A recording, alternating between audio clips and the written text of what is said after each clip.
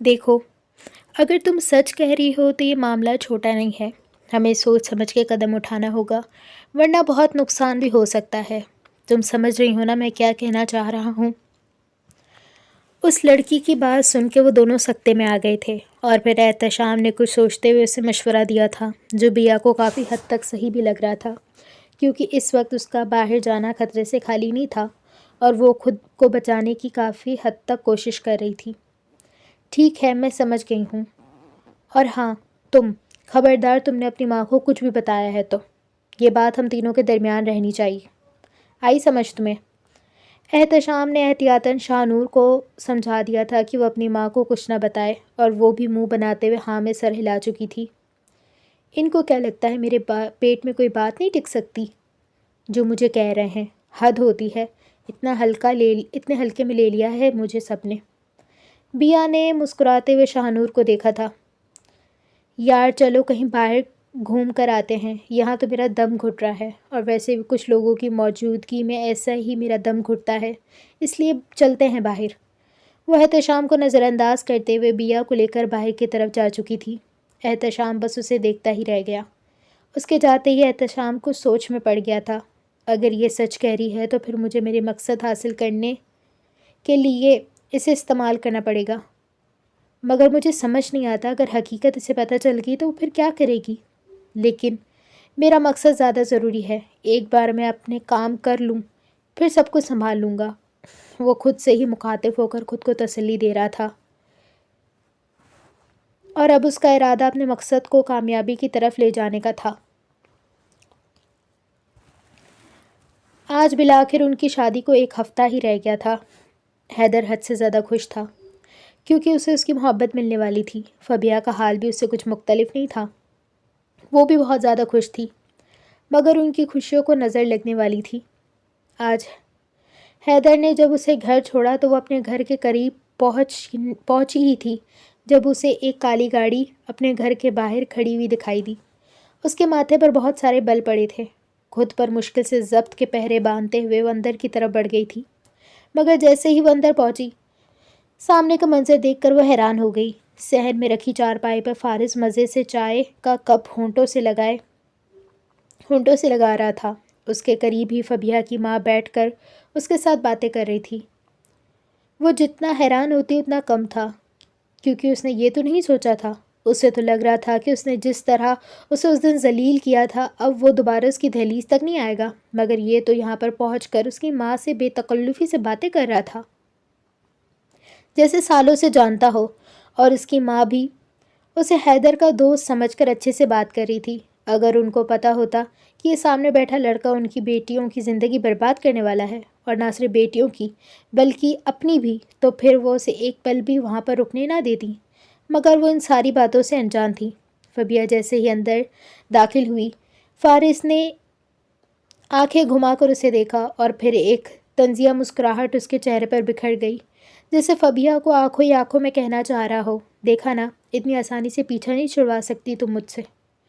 اور وہ بھی ایک تیکھی نظر اس پر ڈال کر اپنی ماں کے برابر میں آ کر بیٹھ گئی تھی۔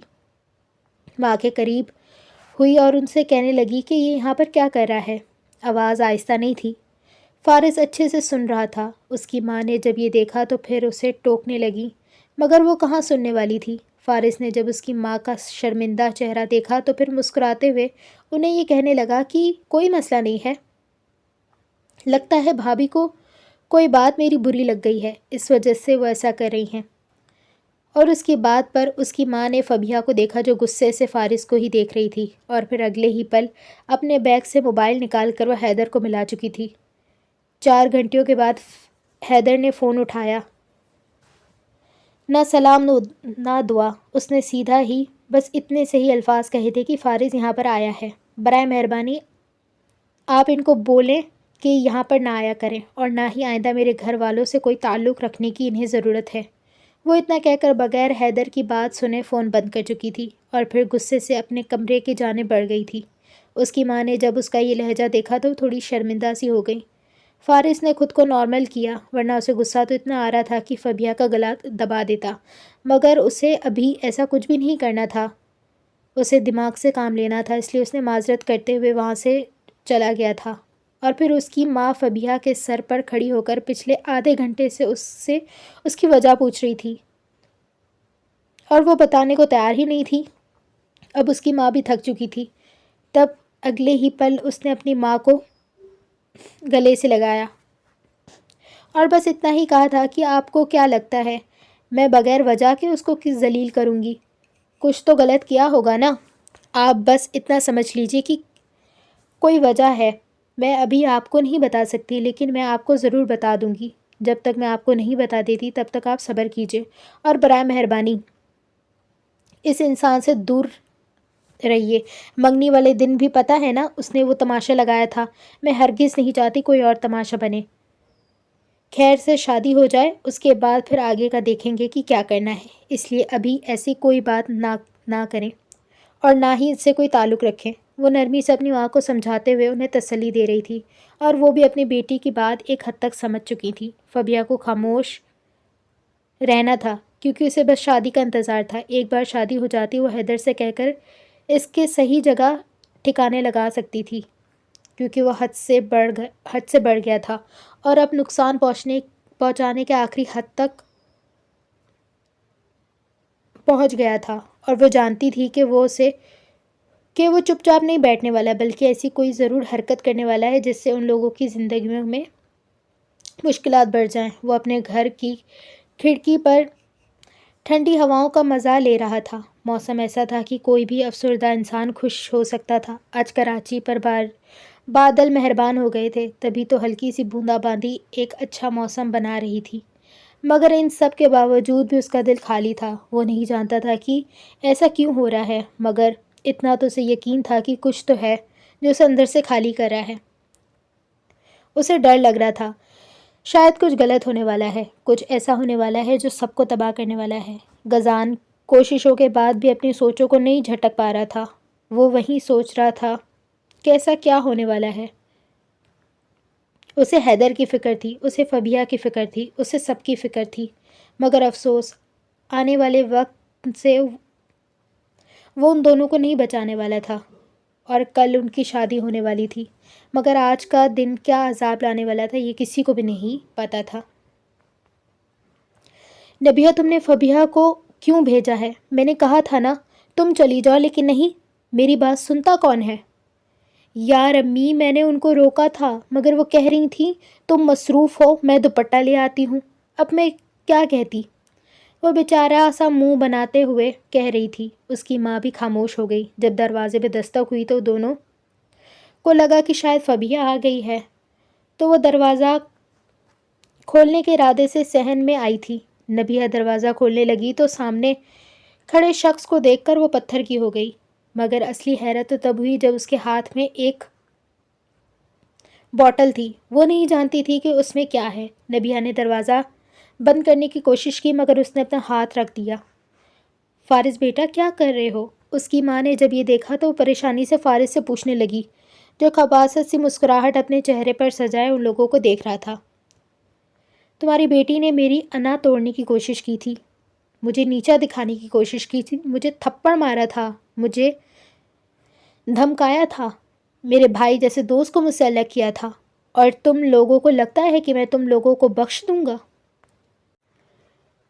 یہ تم لوگوں کی سب سے بڑی غلط فہمی ہے، بلکہ تم لوگوں کو تو آج آخری بار یہ سب کچھ دیکھنا چاہیے، کیونکہ اس کے بعد تم لوگ کوئی سانس نہیں لے پاؤ گے۔ تم سب کی قبریں آج یہیں پر بنا کے جاؤں گا۔ یہ کہتے ہی وہ اندر آ گیا تھا اور اس کے اندر آتے ہی دو لوگ بھی آ گئے تھے اور ان کے ہاتھ میں پیٹرول کی بڑی بڑی بوتلیں تھیں۔ یکدم وہ بوتلوں کھول کر آس پاس پھینکنے لگے۔ نبیہہ اور اس کی ماں چیخنا شروع ہو گئیں، مگر کوئی بھی ان کی مدد کے لیے نہیں آ رہا تھا۔ کیا تم پاگل ہو گئے ہو؟ تم یہ کیا کر رہے ہو؟ اگر میری بیٹیوں نے کچھ کیا ہے تو میں تم سے معافی مانگتی ہوں، خدا کے لیے ایسا کچھ نہ کرو۔ اس کی ماں باقاعدہ اس کے سامنے ہاتھ جوڑ چکی تھی، مگر وہ بے رحم کسی پہ رحم نہیں کھا رہا تھا۔ اندر سوئی اروب بھی آوازیں سن کر گھبرا کر باہر آئی تھی اور باہر کا منظر دیکھ کر وہ خوف میں مبتلا ہو گئی تھی۔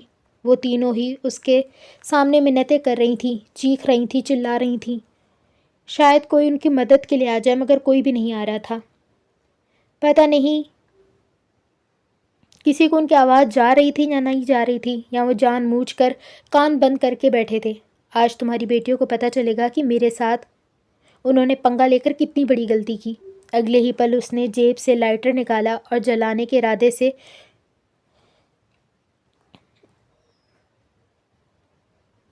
بوتل پہ ہاتھ رکھا اور آہستہ آہستہ باہر نکلتا جا رہا تھا جب اچانک سے کسی نے دروازہ بند کر دیا۔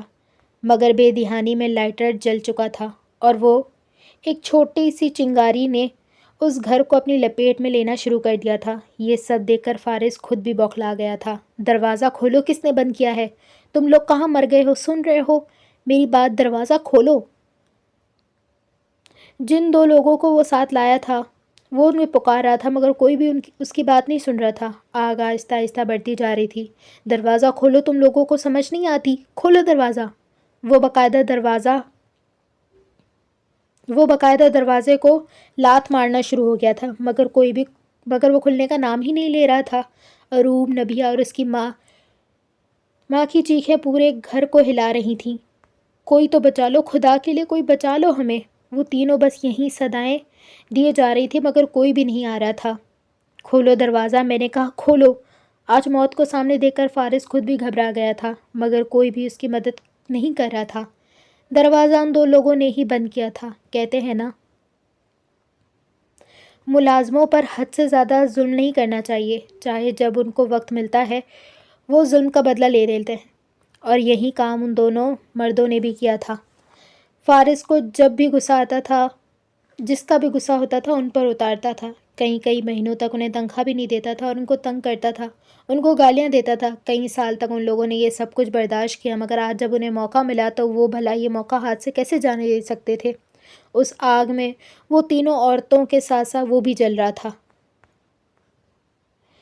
ارے بھائی، 80 روپے ہوئے ہیں، لے لو، 1 روپیہ بھی زیادہ نہیں دینے والی، روز اتنا ہی دیتی ہوں، اس سے زیادہ نہیں دوں گی۔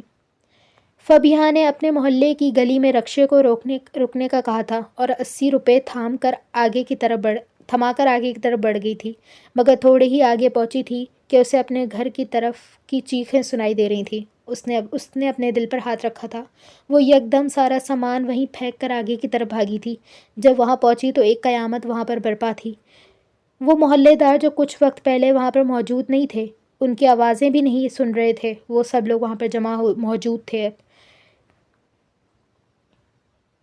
کتنے بے رحم لوگ تھے، جب مدد کی ضرورت تھی تب تو نہیں آ رہے تھے، اور اب جب سارا کام ہو گیا تب سب آ گئے تھے۔ اس نے بے یقینی سے یہ سارا منظر دیکھا تھا۔ امی، نبیہہ، اروب، وہ دیوانہ وار تینوں کو پکار رہی تھی۔ وہ اندر کی طرف جانے ہی لگی تھی جب محلے کی کچھ عورتوں نے اسے پکڑ کے روک دیا تھا۔ چھوڑو مجھے، امی، امی، آپ سن رہی ہیں نا؟ امی کہاں ہیں آپ؟ نبیہہ، تم لوگوں کو کچھ نہیں ہونے دوں گی میں، وہ چلا رہی تھی۔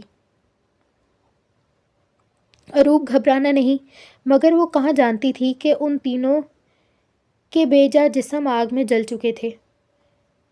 وہ اندر جانے کی کوشش کر رہی تھی، بار بار اسے روکا جا رہا تھا، اور پھر تھوڑی ہی دیر بعد جب آگ پر قابو پا لیا گیا تو اندر سے 2 لاشیں نکالی گئیں، جن کو دیکھ کر وہ صاف طور پہ بتا سکتی تھی کہ ایک لاش اس کی ماں کی تھی اور ایک اس کی بہن یعنی اروب کی۔ وہ لاشوں کو نہیں دیکھ پا رہی تھی، اسے یقین نہیں آ رہا تھا کہ یہ اس کی ماں اور بہن ہو سکتے ہیں۔ نہیں، یہ جھوٹ ہے، یہ میری ماں اور بہن نہیں ہو سکتے۔ میری ماں بہن ٹھیک ہے نا، میں نہیں مان سکتی ان کو، وہ چیخ رہی تھی جب اگلے ہی پل ایک اور لاش نکلی اور وہ ایک مرد کی تھی۔ وہ جل چکی تھی، مگر پھر بھی وہ اندازہ لگا سکتی تھی کہ وہ لاش کس کی ہے، اور وہ سب سمجھ گئی تھی کہ یہ سب کس نے کیا ہے۔ وہ زمین پر گرنے والے انداز میں بیٹھ کر اپنا سر پیٹنے لگی۔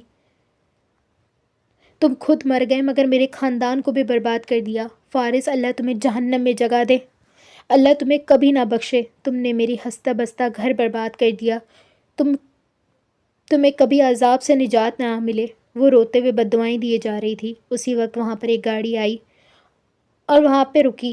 وہاں سے غزان جیلانی بھاگتے ہوئے آگے کی طرف آیا تھا۔ اسے خبر مل گئی تھی کہ فبیہا کے گھر پہ آگ لگی ہے اور اس کی پوری فیملی اس گھر میں تھی۔ وہ جیسے ہی وہاں پر پہنچا، فبیہا کو یوں روتا دیکھ کر اسے برا لگا۔ وہ آگے بڑھ کر اسے سہارا دینے کی کوشش کر رہا تھا۔ صبر کرو، اللہ صابروں کے ساتھ ہے، وہ اسے تسلی دے رہا تھا، مگر وہ کچھ نہیں سن رہی تھی، کچھ نہیں سمجھ رہی تھی۔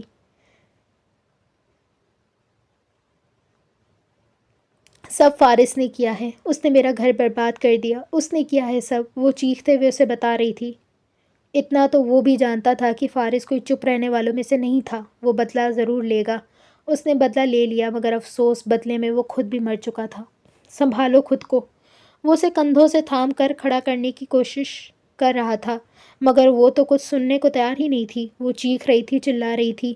ویسے ہی روتے روتے شام گزر گئی، مگر نہ تو وہ اپنے گھر کے باہر سے اٹھی تھی اور نہ ہی اس نے رونا بند کیا تھا۔ گھر پورا جل گیا تھا، مگر اس کا غم بہت بڑا تھا۔ غزان نے اس کی ماں اور بہن کی قبر اور ساری چیزیں اس نے سنبھال لی تھیں۔ اس وقت میں